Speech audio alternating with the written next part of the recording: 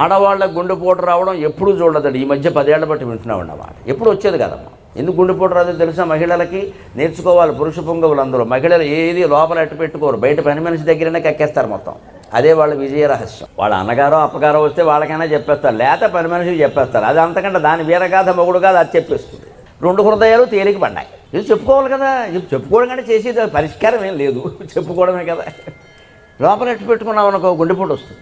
దూరం మహిళలకు వచ్చేది, ఎందుకంటే బాగా పెత్తనాలు ఉండేవి. ఆ ఇంటికి ఈ ఇంటికి మొత్తం వేసే స్టోరీ.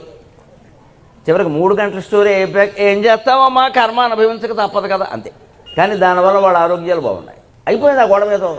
ఏదో ఆవిడేదో 2 మాటలు చెప్పింది, మొత్తానికి ఈవిడికి ఏమనిపించింది, ఆవిడ పడిన కష్టాల కంటే ఈవిడ తక్కువే అనిపించింది. అమ్మయ్య సుఖంగా ఉన్నాం. మనకి అదే కదా కావాల్సింది. మన కష్టాలు ఉండొచ్చు, కానీ ఎదుటివాడికి ఇంకా ఎక్కువ కష్టాలు ఉండాలి. వాడికంటే మనకి తక్కువ. డబ్బులు ఆస్తులు మాత్రం వాడికంటే ఎక్కువ ఉండాలి, కష్టాలు వాడికంటే తక్కువ ఉండాలి.